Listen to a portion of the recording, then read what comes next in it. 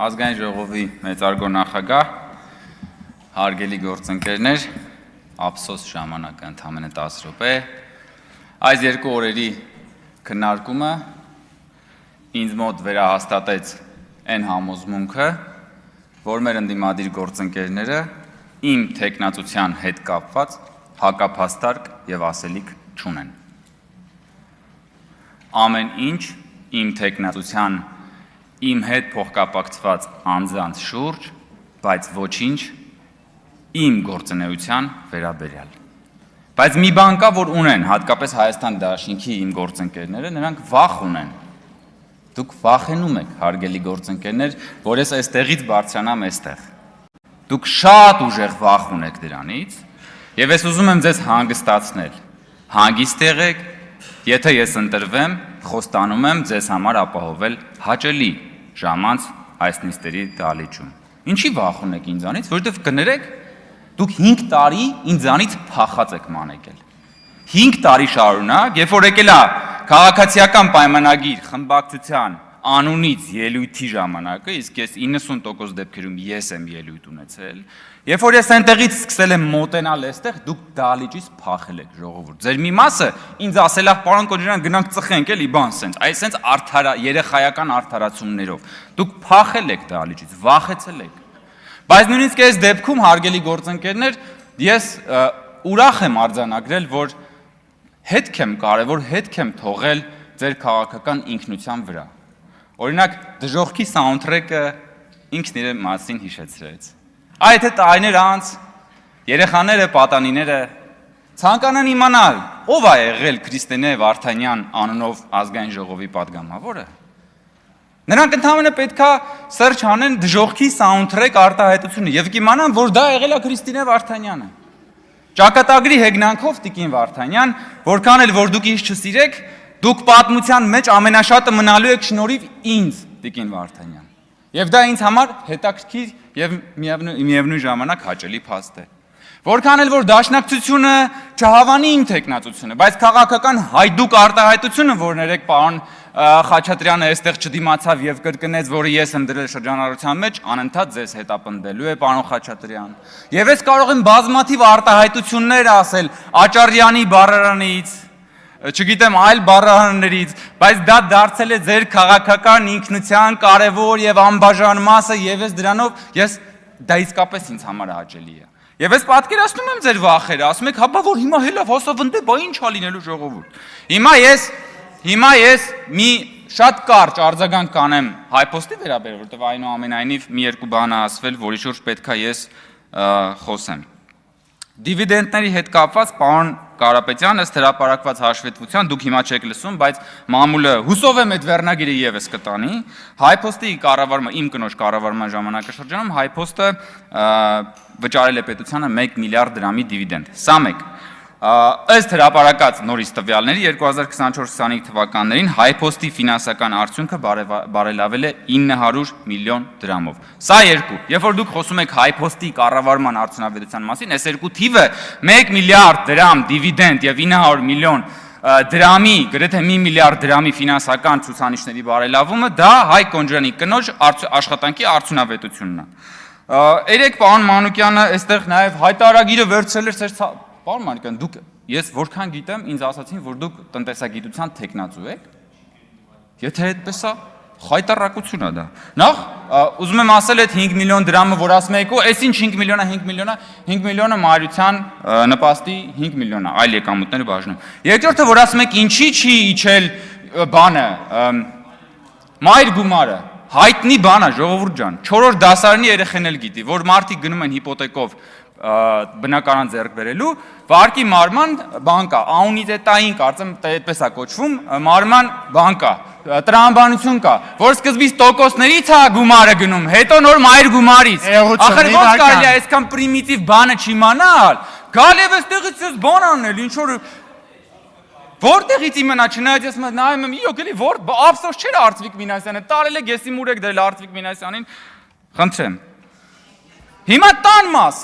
մասին, ժամանակը քիչ է, տան մասին ես խոսել եմ, մանրամասն հրապարակել եմ Տիկին Գրիգորյան, այդտեղ համանման բնակարաններ իմ հետ, Նաև ձեռք եմ բերել կարծեմ 9-10 հոգի, նույն քառակուսի մետրով։ Ես ձեռք եմ բերել 54 միլիոնով, 20 տարի ժամկետով։ Երկու հոգի ձեռք է բերել 50 միլիոնով։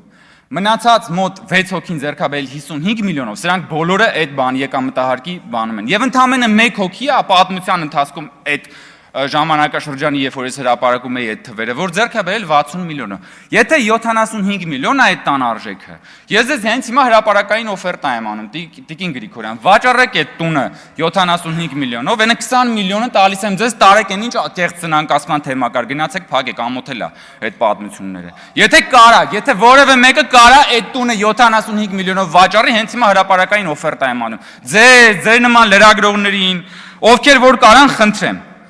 Բայց քանի որ տան մասին խոսք գնաց, ես ուզում եմ ուղղակի հիշեցնել, էլի դուք ոնց կարա գաք ստե խոսակ տների մասին։ Ես ձեզ հիշեցնում եմ, որ ձեր նախորդ խմբակցության ղեկավար Սերյան Օհանյանը այստեղ դատախազը այդ մասին հանդես է եկել ելույթով։ Ուրեմն կա հրապարակված բաներ, տեսաձայնագրությունը։ Ուրեմն Սևանի ափին, Արգելոցի մոտ, ձերք ապօրինի կերպով ձերք ա բերել տարածք, ապօրինի շին ու տունա սարքել, դղյակա սարքել այդտեղ։ Հետո ռազմական ոստիկանության աշխատակիցները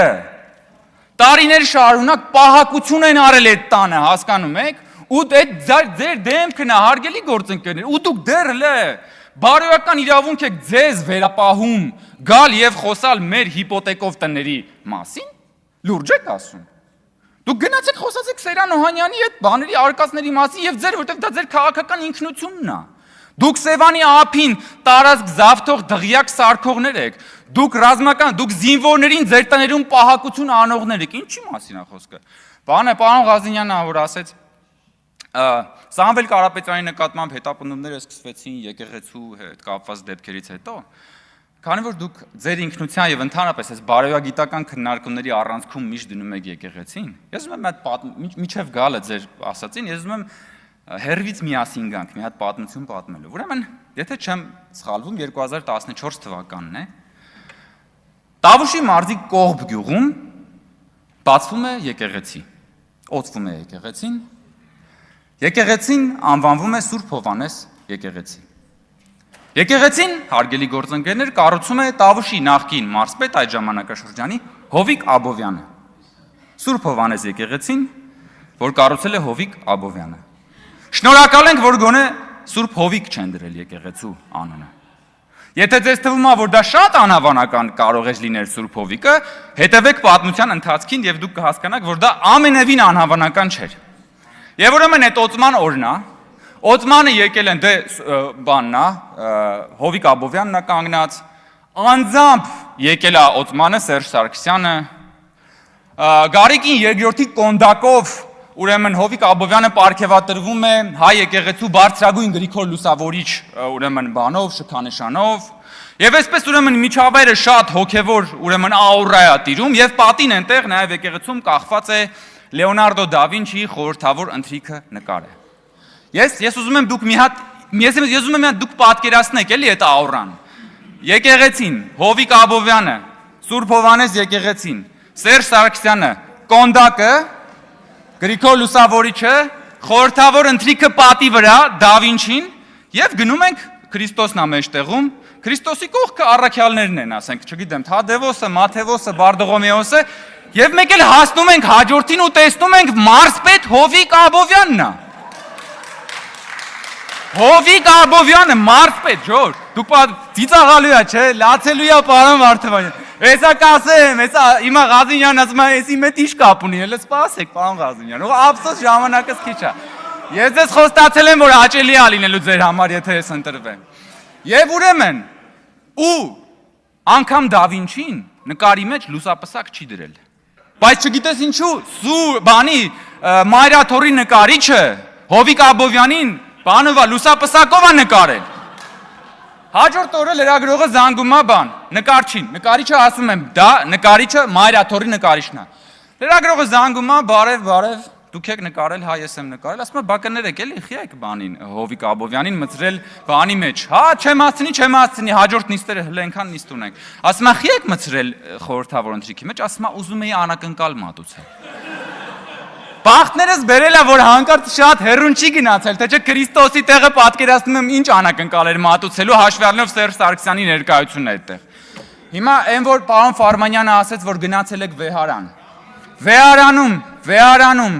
Սամվել Կարապետյանի նկարը հլը կար, լուսապսակով էր Սամվել Կարապետյանի նկարը։ Հասկացաք հարգելի գործընկերներ, թե ինչի մասին եմ խոսում։ Եվ երբ որ ասում հարգելի գործընկերներ, տունը, զինվորը, ռազմական ոստիկանության ծառայողները, սակրավորները, որոնց մահնա ցանկացել է Էդգար Ղազարյանը, այս ամեն ինչն է նկարագրում քաղաքական արժեքային համակարգը, որի կրողն եք դուք։ Եվ եկել եք ինձ մեղադրում եք, որ իմ կինը աշխատում է եւ ստանում է աշխատավարձ, այն ինչ ձեզանից պահանջում են $200 միլիոն թալան։ Ափսոս ժամանակս քիչ է, բայց ես ձեզ խոստանում եմ, ես հատկապես ձեզ շատ եմ խոստանում Հայաստան Դաշինքի գործընկերներ, ձեր համար շատ հաճելի ժամանակներ են սպասվում։ Շնորհակալություն։ Շնորհակալ եմ իմ գործընկերներին քաղաքացիական պայմանագիր խմբակցության իմ տեխնատությունը առաջադրելու համար։